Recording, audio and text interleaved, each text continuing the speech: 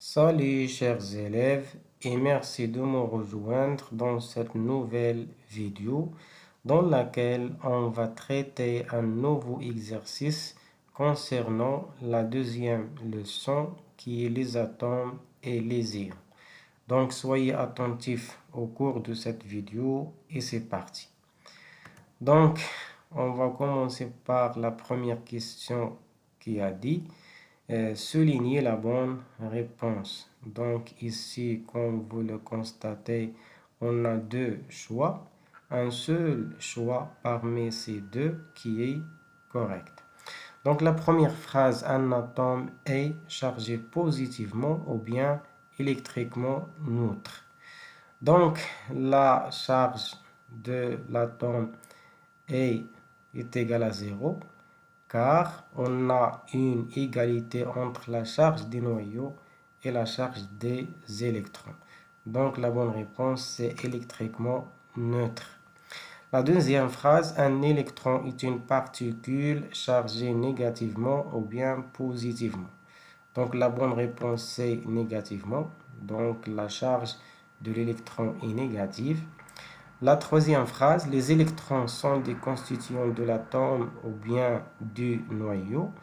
Donc, comme vous le savez déjà ou bien comme vous le connaissez d'après la leçon des atomes et des ions, que parmi les constituants de l'atome, on a deux constituants. On a le noyau et les électrons. Donc, les électrons sont des constituants de l'atome. La quatrième phrase, le noyau d'un atome est chargé. Donc, la charge des noyaux est le contraire ou bien l'inverse de la charge des électrons, donc positivement qui est la bonne réponse. Et la dernière phrase, un ion négatif possède un excès ou bien un défaut d'électrons. Donc un ion négatif, c'est un ion qui possède un excès d'électrons.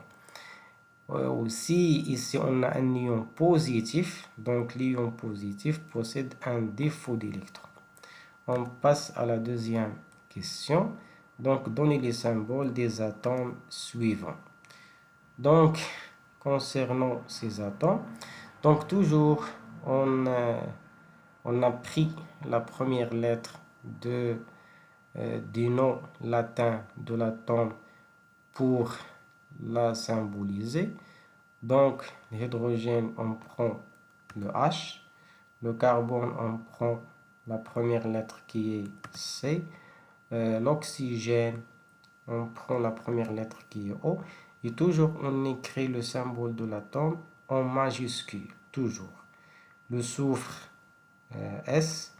Le cuivre, la première lettre, c'est C. Donc, on a une correspondance entre le symbole de cuivre si on prend la première lettre seulement avec le carbone. Pour cela, on ajoute la deuxième lettre et on écrit toujours en minuscule. Donc, Cu.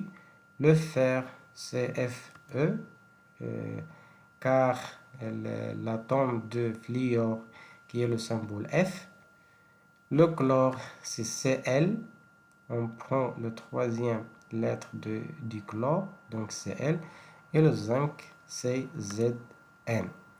Donc j'espère, chers élèves, que la correction de cet exercice est claire. Donc merci pour votre attention et à très bientôt.